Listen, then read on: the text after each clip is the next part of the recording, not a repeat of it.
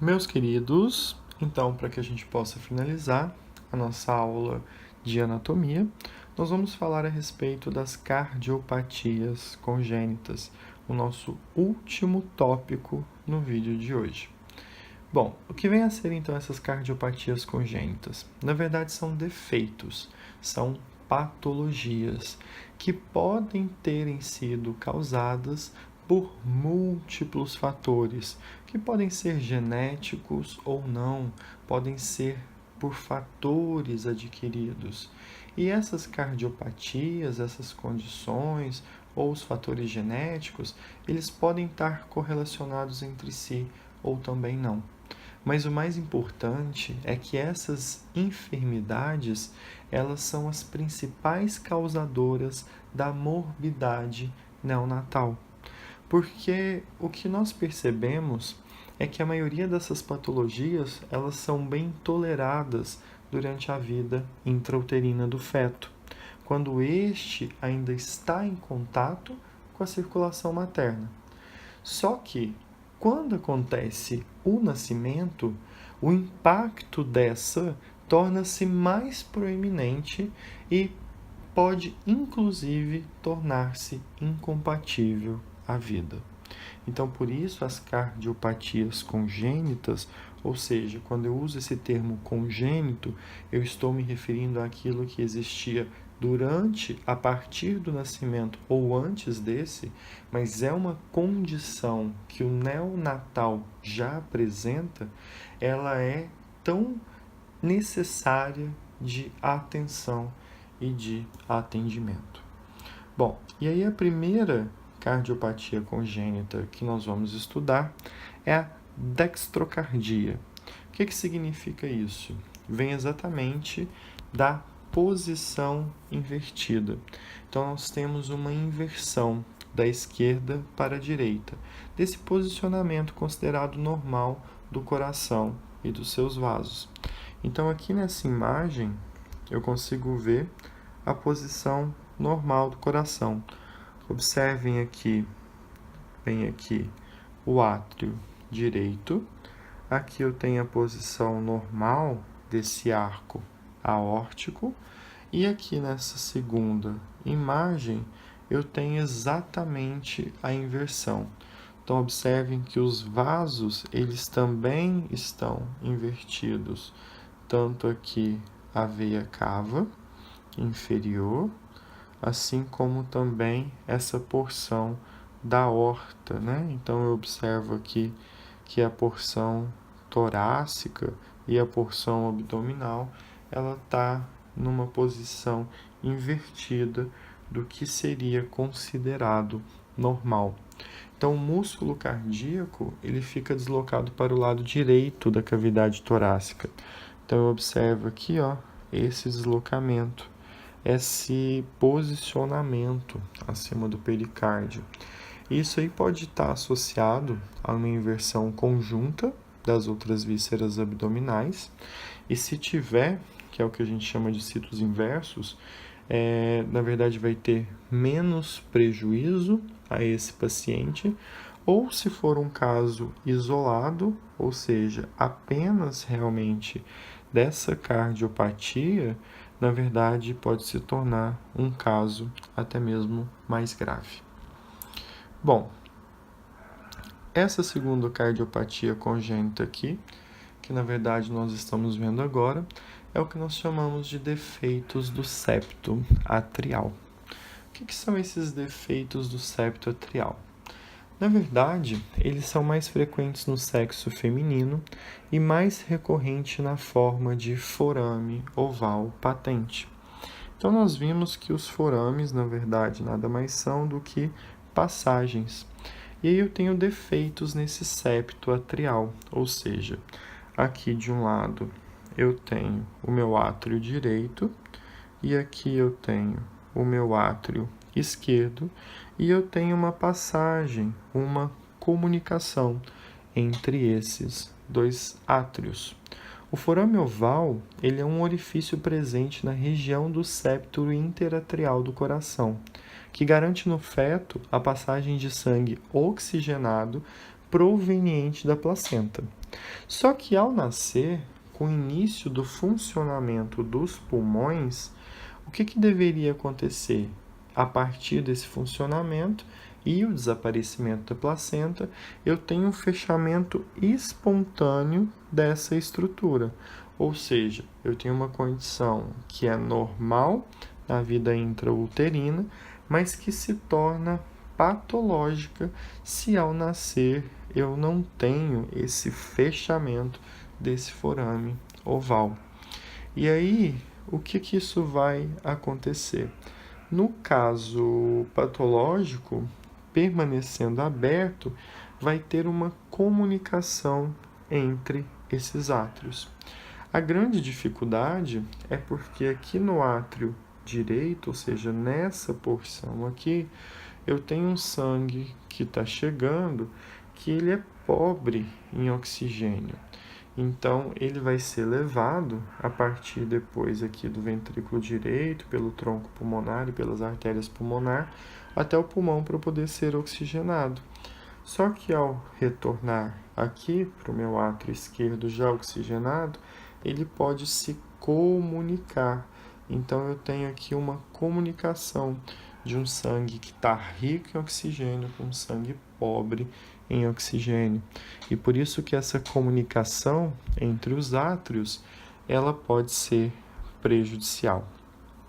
Então, por isso que esse forame oval patente, que esse orifício depois que fica persistente, porque não se fecha, ele pode ser uma cardiopatia congênita prejudicial, então causando aí diversos sintomas a esse neonatal. Uma das características é, por exemplo, a boca apresentando uma coloração mais roxa. Então, observa-se muito isso. Bom, um outro tipo também de comunicação entre os septos é esse defeito do septo ventricular. E aí, ao contrário do defeito do septo atrial, que era mais frequente no sexo feminino, nós temos um defeito do septo ventricular que é mais frequente no sexo masculino. E ele é do tipo membranoso, o mais recorrente. E aí o que vai acontecer?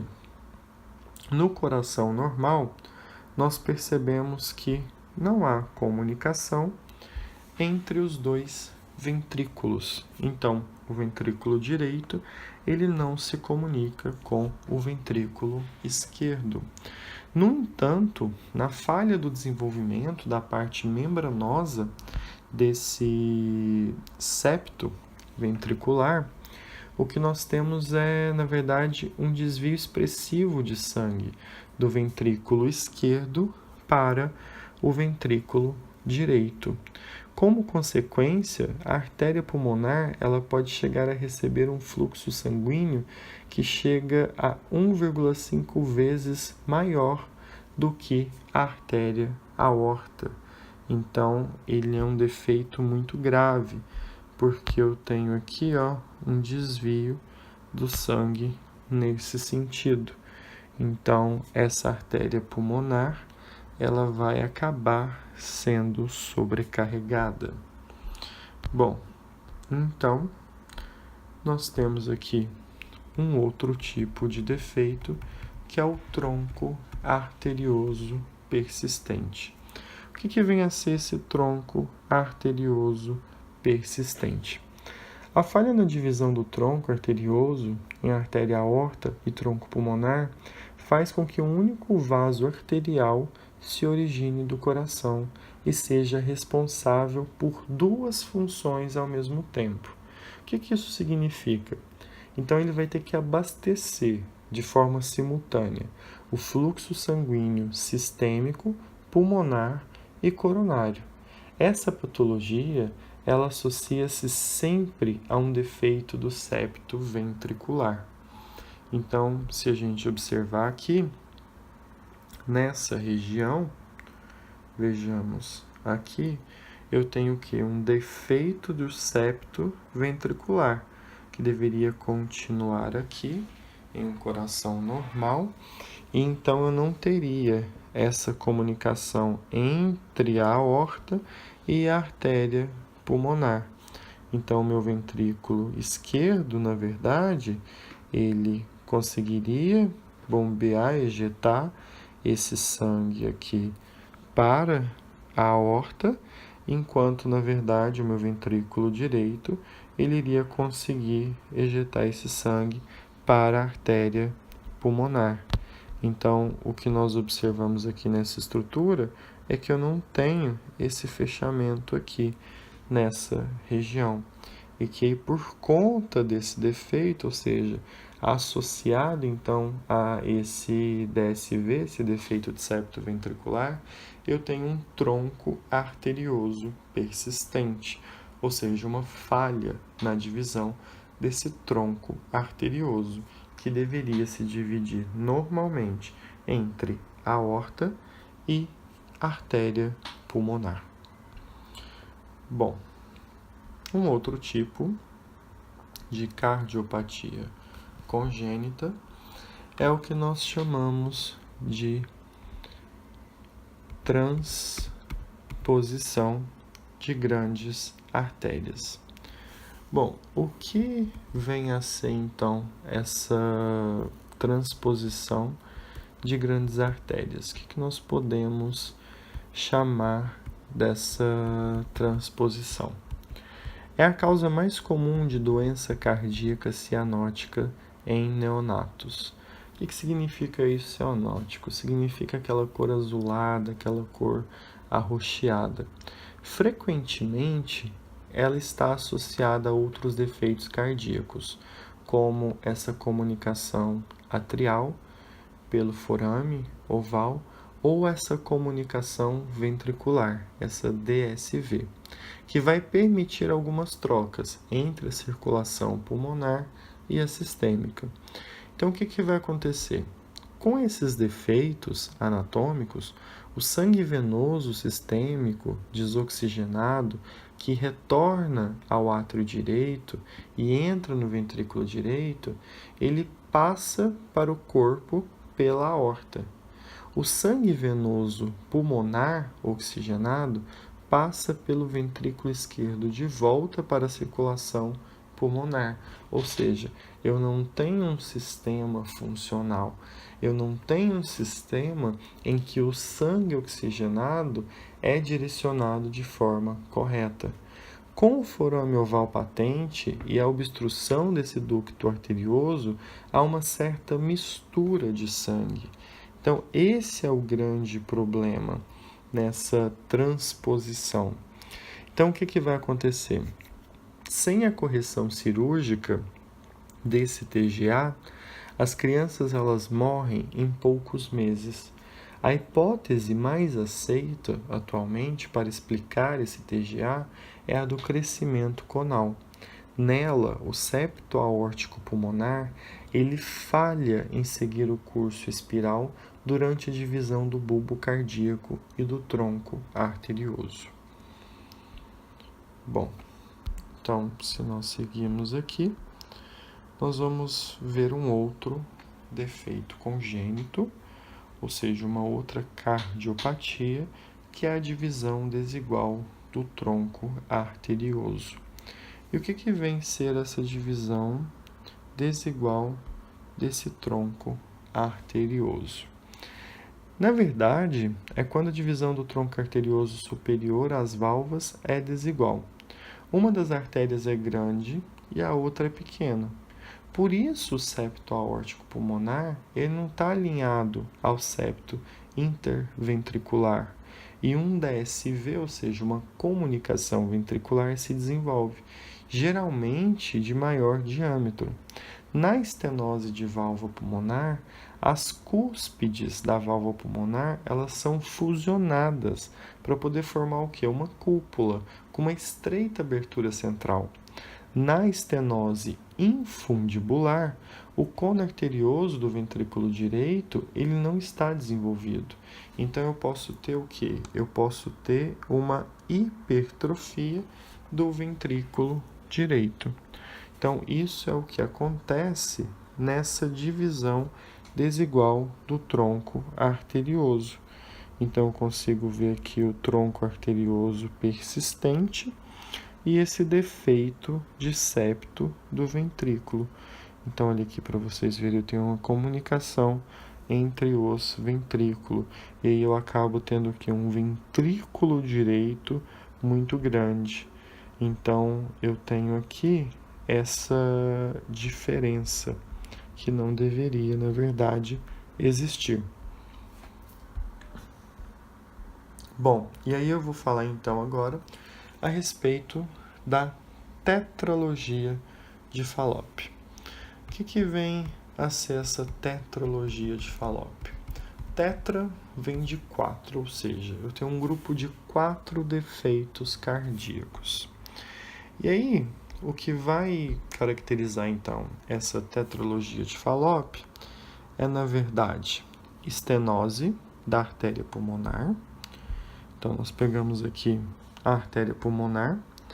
Então, nós vamos ter aqui, nessa região, uma estenose, ou seja, uma obstrução do fluxo de saída, que vem aqui, desse ventrículo direito. Então, aqui eu tenho meu VD, e aí aqui nesse meu ventrículo direito, eu tenho essa estenose aqui, de artéria pulmonar, ou seja, um defeito nessa válvula. Eu tenho um defeito de septo ventricular, ou seja, que é um segundo defeito. Então, se vocês observarem aqui, nesse VD, quando a gente observa, veja muito bem aqui, ó, eu vejo aqui, em amarelo, que eu não tenho esse fechamento aqui do septo interventricular, ou seja, eu tenho uma abertura. E aí, como está aberto, eu tenho então essa comunicação. Então, além disso, o que eu vou ter? Eu preciso de mais outras 2 características para poder caracterizar essa tetralogia de Fallot. E aí, nessa tetralogia, eu tenho um terceiro que é a dextraposição da aorta. Então, eu tenho uma substituição ou uma sobreposição. E além disso, eu vou ter o quê? Uma hipertrofia ventricular direita. Então, observe aqui essa parede, esse músculo cardíaco do meu ventrículo direito, que na verdade ele está o quê? Hipertrofiado.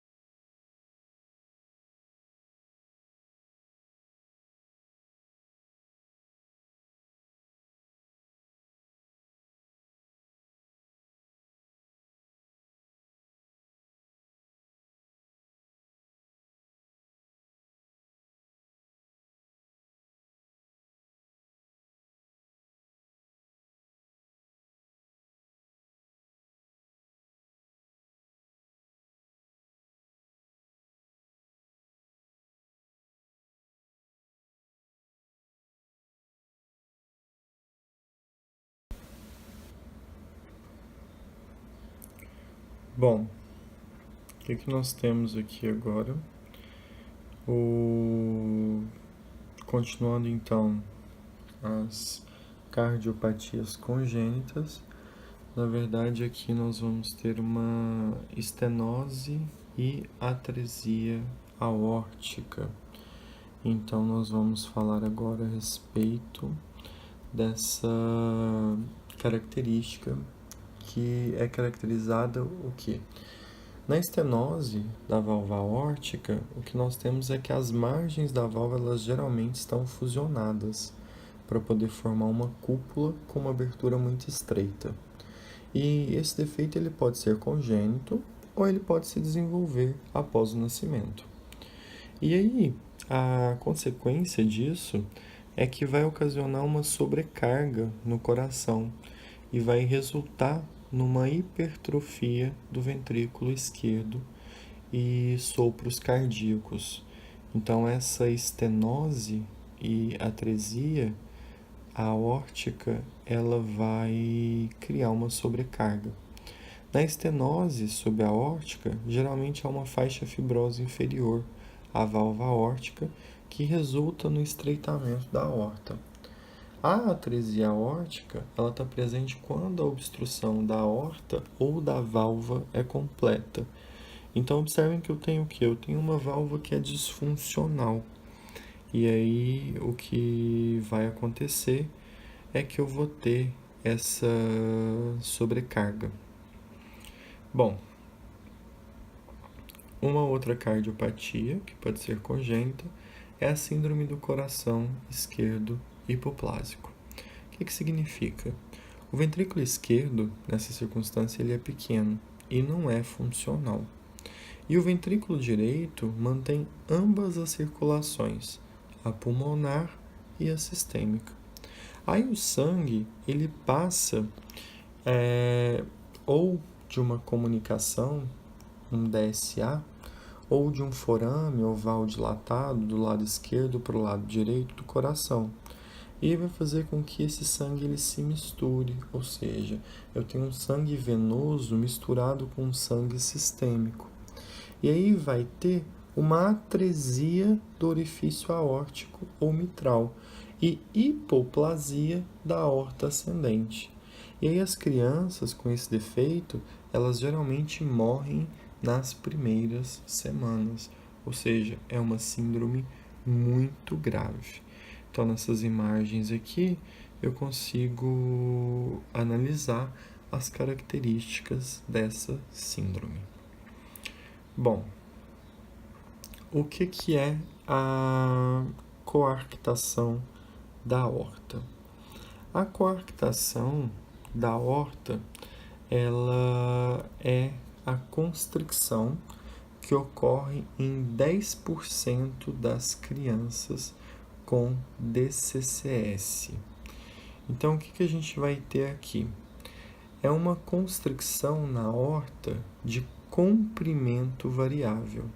A maioria ocorre distal à origem da artéria subclávia esquerda, na entrada do ducto arterioso.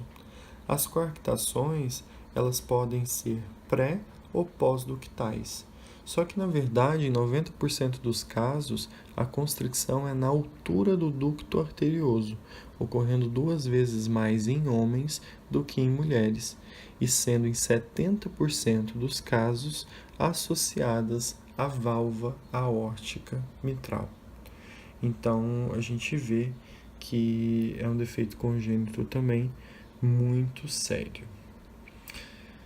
Bom, então nós chegamos ao final de mais uma videoaula de anatomia e nós agradecemos muito a atenção de cada um de vocês e esperamos que todo o conhecimento aqui reunido nesse nosso vídeo possa ser aproveitado para uma ótima formação e durante toda a nossa vida acadêmica profissional, ok? Então, nosso grupo, formado pela Ana Laura Costa Pena, por mim, Bruno Lopes Rezende Afonso, pela Isabela Teixeira Rodrigues, Isabela Souza Montanha, Luísa Martins Souza, Maria Luísa Santana Lemos e Maíra Souto Cabral, agradece muito a atenção de todos. E agradecemos também a oportunidade ao professor Rodrigo Ferreira de Moura.